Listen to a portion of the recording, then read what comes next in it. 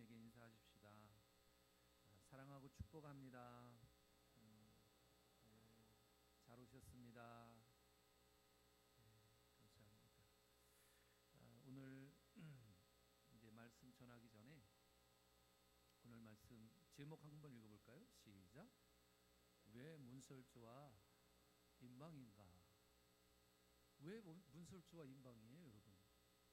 왜일까요? 문고리도 있을 거고 문도 있을 거 아니에요. 근데 하나님께서 애굽에게 내리신 10가지 재앙 중에 9가지를 다 하셨어도 바로가 굽히지 않았어요. 그런데 이 10가지 이 재앙을 통해서 바로가 하나님의 역사하심을 인정하고 고백합니다. 그리고 430년 동안인 자기들이 그 백성을 이제 뭐라고 할까요? 물질화하고 또 노동력 착취를 하고 했던 그 수많은 사람들을 풀어놓게 되죠. 그날 이 사건, 열째 사건이 있기 이전에 그 상황 속에서 우리가 잠깐 설명해 들어가 보면 오늘 본문에 기록이 되는 유월절 사건이 오늘 본문에 기록이 되어져 있는데 하나님께서 모세와 아론에게 너희들의 생명을 지켜 나아갈 중요한 이유와 목적을 이 포인트를 주시는데 그것이 문설주와 임방의 피를 바르는 거였습니다. 우리 첫 번째 그림, 두 번째 그림 잠깐만 보여주실까요? 자, 여러분이 보시는 이 문설주와 임방입니다. 이게 건축학적으로 상당한 의미가 있더라고요.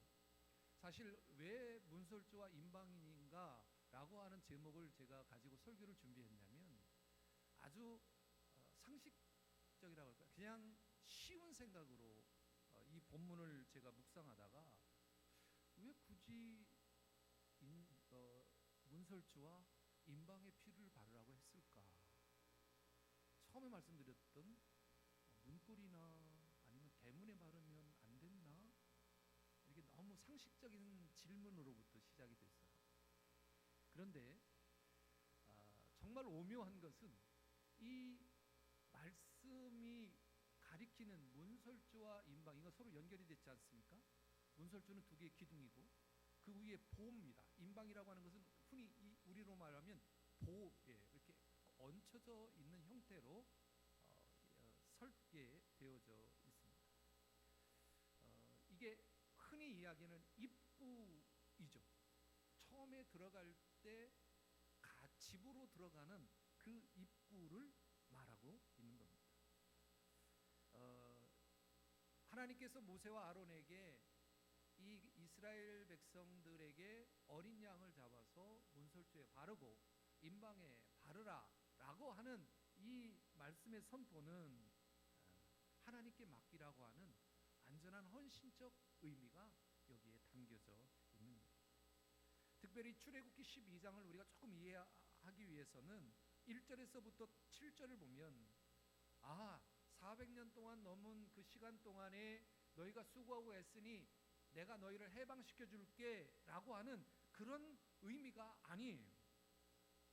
여기에는 너희가 죽을 수밖에 없는 존재들인데 너희들을 살리시는 하나님의 계획하심을 보아라. 즉 모세를 보내서 아론을 보내서 바로 앞에서 10가지의 재앙을 하게 하심으로 하나님의 전지전능하심을 보게 했음에도 불구하고 9째까지는 바로가 넘어가지 않았어요. 그런데 10번째 생명이라고 하는 이 우리에게 주신 우리가 살아가기에 가장 필요한 이 생명을 하나님께서는 언급하고 계신데 그 생명의 언급은 누가 주셨냐는 거예요. 하나님께서 천지창조하실 때 인간을 만드시고 그 코에 생기를 불어넣으시니 생명이 되었다라고 하는 그 순간부터 우리의 생명은 시작이 되었다는 겁니다. 그런데 오늘 그 부분에 있어서 하나님께서 구분하시겠다는 겁니다. 어떻게 구분하실 거냐? 이스라엘의 이 문설주와 임방에 피를 바르는 자는 살겠지만 그렇지 않은 자는 모두 죽을 것이다 라고 하신 거예요. 또 한 가지는 제가 처음에 질문했던 왜 문설주와 임방이었냐? 왜 그것을 하나님께서 지목하셨을까라는 거예요. 그런데 놀랍게도요, 우리가 생각지 못했던 이 문설주와 지방은 우리 인간들이, 우리 가정들이, 우리 인생이 가정이라고 하는 공간과 외부라고 하는 세계 속에서의 경계선이라는 거예요. 이 가운데, 즉 여기에 피를 바르면 안으로 들어가는 가족 공동체 구성원, 즉 하나님의 공동체 안에 있는 자들은 생명을 얻겠지만 세상 속에 있는 자들, 즉 믿지 않는, 피를 바르지 않는 자들은 영원히 죽을 것이다 라는 거죠. 우리가 이 부분을 알아도 그냥 그렇구나 생각을 했을 거예요. 그런데 중요한 건 뭐냐면 패스오브, 그러니까 죽음이 넘어갔다라는 겁니다. 임방과 문설주는 집안을 연결하는 가장 중요한 그리고 유일한 문입니다. 문의 뼈대인 거예요. 그러니까 죽음의 재앙이 지나갈 때 그 발라진 문의 그 집을 보았을 때 하나님께서 그 넘어가게 하는, 그것을 구별하는 죽음의 식별. 오늘 본문에도 있습니다마는 출애굽기 12장 13절에 보면 이런 말씀이 있습니다. 우리 다 같이 한번 읽어볼까요? 시작. 내가 애굽 땅을 칠 때에 그 피가 너희가 사는 집에서 있어서 너희를 위하여 표적이 될지라. 내가 피를 볼 때에 너희를 넘어가리니 재앙이 너희에게 내려 멸하지 아니하리라. 아멘. 무슨 말이에요? 이 말에는 중요한 게 있어요. 너희에게 피를 바르라 라고 했을 때 피를 바른 사람들의 행위, 즉 믿음의 순종에 결단이 있을 때 너희가 죽어야 할 존재이지만 하나님의 전적인 은혜로 너희에게 생명을 살려주시겠다. 그러니 모든 것의 시작인, 즉 공간이라고 하는 세상과 구별되는 그 공간에 피를 바를 때 너의 집은 안전할 것이다 라는 거죠. 여러분, 피를 바르지 않으면 그 집은 누가 지배하는 거예요? 세상이 지배하는 거예요. 그러나 그곳에 피를 바르면 그때부터 무엇이 달라지는 거예요? 세상이 지배하는 것이 아니라 하나님이 지배하시게 되는 겁니다. 죽음조차도 결코 넘어설 수 없는 그 공간이 된다라는 거죠. 우리가 문설주와 임방의 피를 바르는 행위가 우리에게 어떤 의미가 있는지 여러분도 잘 아실 거예요. 세 번째 PPT 한번 불러주실래요? 그림 한번 보여주시면 좋겠습니다. 세 번째, 구약에서 이야기하는 문설주와 임방의 그 모습, 흡사 예수님께서 달리신 십자가의 모형과 너무나도 흡사합니다. 그런데 흡사한 것이 아니라 하나님께서 모세와 아론을 통해서 문설주와 임방의 피를 바르면 죽음의 사자가 넘어가리라 라고 하신 그 하나님의 약속이 이루어짐 같이 예수님의 시대에 우리 모두는 다 죽을 수밖에 없는 존재들이었잖아요. 우리 모두가. 그런데 예수 그리스도께서 이 땅에 오시고 우리를 위해 하나님이 계획하신 그 계획 속에서 자신의 몸을 십자가에 내어주시고 그 흘리신 보혈이 십자가에 묻혀지니 우리가 그것을 보고 저 십자가의 사건은 남의 사건이 아니라 내 사건이고 나를 위해서 죽으셨구나, 나도 저렇게 내게 맡겨진 십자가를 지고 가야겠구나 라고 고백하는 자들에게는 어떤 일들이 일어나요? 영원한 생명으로 나아가게 되는 거예요. 요한복음 10장 9절 말씀입니다. 이 말씀도 우리 함께 같이 한번 읽어보겠습니다. 시작. 내가 문이니 누구든지 나로 말미암아 들어가면 구원을 받고 또는 들어가며 나오며 꼴을 얻으리라 라고 이야기를 합니다. 여러분, 이 문설주와 임방은 집의 가장 바깥쪽에 있는 거예요. 누구나 볼 수 있는 위치에 있어요. 이 말은 뭐냐면 이것을 통해서 피를 바르는 행위는 이웃과 세상 앞에 우리는 하나님의 말씀으로 사는 가정. 여러분, 집에 가면 뭐가 붙어 있어요? 대문에? 네? 문패, 교패, 교패.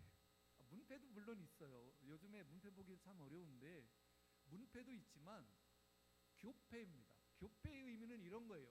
아, 여기는 사랑의 교회 성도님들, 성도의 가정이구나 라고 표식하는 거고, 감히 이단조차도 그 표를 보고 문을 두드리지 못하게 하는 거고요. 한 가지 더는 이 유월절의 의미가 거기에 있는 겁니다. 자, 예를 들어서 제가 여러분에게 신방을 갔어요. 동물을 잡아서 피를 가지고 가서 붓을 가지고 이렇게 발랐어요. 그러면은 여러분은 그 광경을 보고 뭐라고 그러겠어요? 예? 난리 나겠죠. 우리 목사님 어떻게 된 거 아니야? 아니, 어떻게 우리 집에 대문에 피를 발로? 예, 물론 그렇진 않겠죠. 그런데 여러분, 교패의 의미가 바로 피를 바르는 그 역할 속에 있는 것입니다. 하나님의 백성이요, 이 가정은 감히 세상의 것들, 영적으로 도전하는 사탄의 무리가 이 가정을 침범해서는 안 된다라고 하는 하나님의 선포하심이 있는 거예요. 그래서 여러분, 교패를 가지고 있는 것이 여러분에게는 큰 행복인 줄 믿습니다. 예전에 제가 믿음이 좋을 때가 있었어요. 뭐 지금도 그렇지만 지금보다도 10배가 좋았을 때가 있습니다. 하나님을 만남으로 인해, 인격적 만남으로 인해서 보는 거, 듣는 거, 경험하는 거가 천국 같은 그런 시절이 있었어요. 그때 제가 했던 행동이 있습니다. 어느 목사님의 설교를 듣고 나서 그 행동을 하게 됐는데, 어떤 행동이었냐면 아침에 나갈 때 그리고 돌아올 때 똑같은 반복적인 행동을 했습니다. 뭐냐면 잠깐이지만 대문을 만지면서 기도하는 거예요. 하나님, 이 공간은 주님의 공간입니다. 오늘 이 공간에 있는 저희들에게 하나님 은혜 내려주시고 밖으로 외출하는 우리 가족의 안전을 지켜주십시오. 그리고 돌아와서 들어갈 때 잠시 손을 얹고 기도합니다. 오늘도 안전하게 지켜주셔서 감사합니다. 이제 하나님의 은혜의 공간으로 들어갑니다. 지켜주시고 붙들어 주시고 이 공간에 하나님의 은혜가 가득 넘치는 곳에서 쉼을 쉬게 해주십시오. 누군가는 그런 말이에요. 목사님, 너무 형식적이지 않아요? 너무 형식적이지 않아요? 라고 하는 어느 목사님 이야기를 듣고 그럴 수도 있겠다 생각했어요. 그런데 마음이 너무 기쁜데, 그리고 나를 지켜주고 우리 가정을 지켜주시고 나의 삶을 지켜주시고 나의 모든 삶의 일들을 조목조목 간섭해 주시는 하나님이 너무 감사한 거예요. 그래서 기도하기 시작했고, 또 그 기도가 하나님이 들어주신다고 하는 확실한 믿음이 있어서 그 행동을 하게 된 것입니다. 교패의 의미도 마찬가지입니다. 여러분이 교패를 볼 때 내가 어디에 소속됐구나, 내가 사랑의 교인이구나 라고 하는 것을 넘어서서 이 공간은 하나님이 우리를 지배하시는 공간이고, 이 공간에는 하나님의 사랑과 위로와 평화가 있는 공간이구나 라고 확신을 갖고 그 교패를 바라보아야 하는 겁니다. 제가 사실은요, 이 설교를 준비하면서 참 많은 생각들을 하게 되더라고요. 우리 집의 문설주와 임방은 과연 어떤가 한번 생각해 봤어요. 출애굽기 12장 13절의 말씀처럼 그 피가 너희가 사는 집에서 있어서 너희를 위하여 표적이 될지라. 그 표적이 뭡니까? 생명을 죽음의 사자가 가져가지 못하고 하나님이 보호하시는 그 상황을 보게 되겠다는 거예요. 여러분, 우리의 집의 소유권이 누구인가를 나타내는 그 장면이 바로 여기 문설주와 임방이라고 하는 그곳에 피를 받은 자들에게 있어서 그 소유권이 누구이냐라고 물을 때 우리는 이렇게 대답해야 합니다. 이 공간의 주인은 하나님이십니다. 그러면 우리는 어떤 존재가 돼요? 영적인 존재가 되는 거예요. 영적인 존재. 제가 금요일 날 면허 시험을 갱신하기 위해서 갔는데, 저는 저는 면허 시험장이 거기 있는지도 몰랐어요. 오전에 세미나를 마치고 좀 제가 아침에 워킹을 하고 계단을 올라가는 걸 하다가 약간 근육이 안 좋아서 걸음을 쩔뚝쩔뚝하면서 가서 어쨌든 거기를 갔어요. 근데 누구 말로 들으니까 금방 한다는 거예요. 그래서 그럼 가야 되겠다. 제 마음에는 경찰서로 가면 오래 기다리지 않고 면허증을 나중에 받을 수는 있지만 거기 가면 좋겠다 했는데 누구 말 듣고 갔더니 어머, 저 정확하게 기억합니다. 제 넘버가 2455번이었어요. 거기에 몇 명 남았습니다가 찍히잖아요. 65명 남았습니다. 그런데 바로바로 되지 않더라고요. 한 사람이 가면 2분 되시는 분도 있고 3분 계시는 분. 제가 정확하게 시간을 쟀습니다. 2시간 반. 제 면허증을 찾아오는 거예요. 제가 면허증을 다시 받았어요. 근데 옛날과는 사뭇 다르더라고요. 그러면서 느낀 게 이거였습니다. 면허증이 영문도 있네. 뒤에 보니까 영문도 있고, 또 인터넷으로도 뭐 신청하니까 또 새롭게 나오더라고요. 그러면서 하나님께서 우리에게 이렇게 확실한 무엇인가를 보여주면 좋을 텐데, 왜 이런 생각을 했냐면 설교를 이미 제가 시작을 했기 때문에 그런 생각을 해보게 됐습니다. 여러분, 면허증 하나를 받으려고 2시간 반을 기다리는데, 여러분, 우리에게 생명을 주시는 하나님, 그 하나님을 만나기 위해서 여러분은 일주일 동안 얼마나 사모하는 마음으로 기다리는 거예요. 내 이름이 들리기 위해서 65명이 앞에서 불려나가는 그 순서를 기다리는 거예요. 근데 내 이름이 부르니까 얼마나 기쁜지. 2시간 반이 흘렀는데도 얼마나 기쁜지. 근데 여러분, 당신의 백성으로 당신의 이름을 불러주는 하나님이 여러분을 만나기 위해서 날마다 사모하고 있는데, 저와 여러분은 하나님의 나를 부르기 위한 그 부름에 얼마나 기대하는 마음으로 가지고 살아갑니다. 우리에게 새로운 신분도 주셨어요. 성도라고 하는 좋은 우리에게 이름도 주셨어요. 저는 우리가 이 문설주와 임방에 바른 이 피를 받음으로 이스라엘 백성이 구원을 얻은 것처럼 예수 그리스도의 십자가의 죽으심으로 흘리신 보혈의 피로 우리의 죄가 덮어짐으로 인해서 우리에게는 새로운 신분증이 생겼다. 그 신분증이 뭐예요? 영적 신분증입니다. 눈에는 보이진 않아요. 그런데 여러분, 영적 신분증을 가진 사람들은 삶이 다릅니다. 내 스스로 인생을 계획하지 않습니다. 하나님께 맡기죠. 그분이 운전하도록 맡깁니다. 여러분, 1종 면허를 가진 사람이, 2종 면허 가진 사람이 1종 면허를 가진 사람이 할 수 있는 운전을 할 수 없는 거예요. 우리에게 영적 신분증을 주신 하나님은 분명히 우리에게 거기에 합당한 일을 하라고 우리에게 백성 삼아 주셨다는 거죠. 저는 여러분 모두가 하나님이 주신 영적 신분증을 가지고 날마다 주님이 기뻐하는 일을 살아가기를 다짐하는 오늘 이 시간이 되기를 주님의 이름으로 축원합니다. 마지막 세 번째 그 그림 한번 띄워주시고요. 이 문설주와 임방의 형상, 말씀드렸지만 궁극적으로 예수 그리스도의 십자가를 향한 예표임을 우리는 잊지 말아야 합니다. 좌우의 수직 기둥인 문설주, 그 위에 상단인 수평보, 그 자체로 십자가를 형상화하고 있습니다.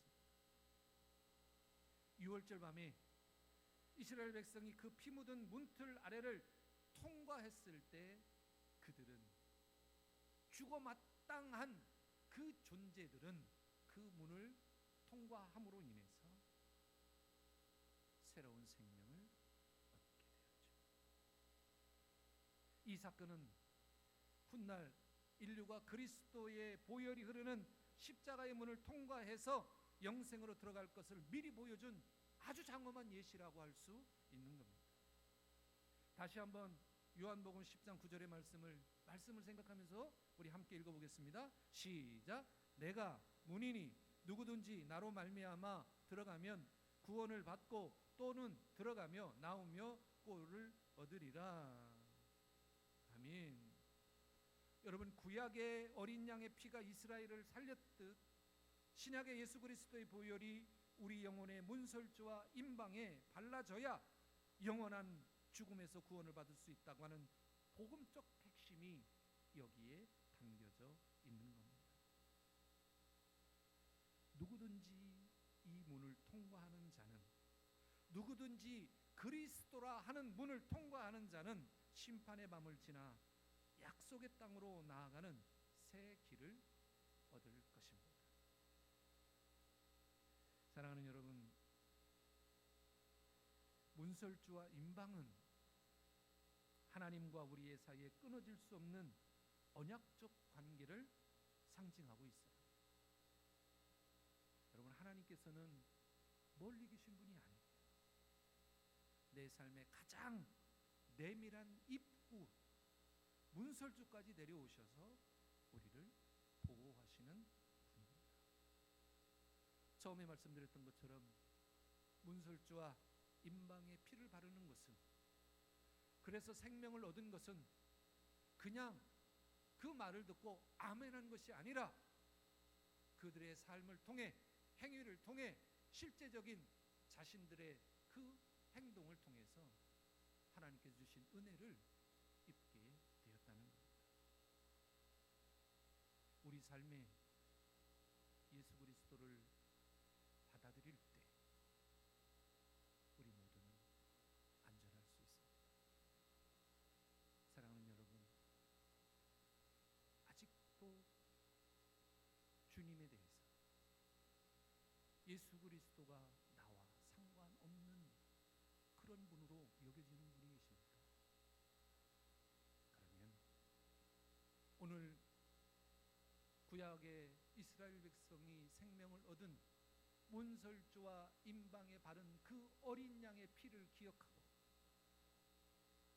이 시대를 살아가는 우리들에게 상징적인 구원의 약속인 십자가에 흘리신 예수 그리스도의 보혈의 의미를 생각하여 내가 하나님의 백성이요 죽는 존재가 아니라 영원히 살아 역사하시는 하나님의 백성임을 기억하고 그분을 향해 나아가시는 예수 그리스도의 붉은 보혈이 내 가슴 속에 흐르고 있다고 하는 사실을 세상에 선포하고 그분을 따라 살아가야만 우리의 생명을 지킬 수 있다고 하는 그 약속을 세상에 전하고 고백하는 여러분이 되시기를 주님의 이름으로 축원합니다.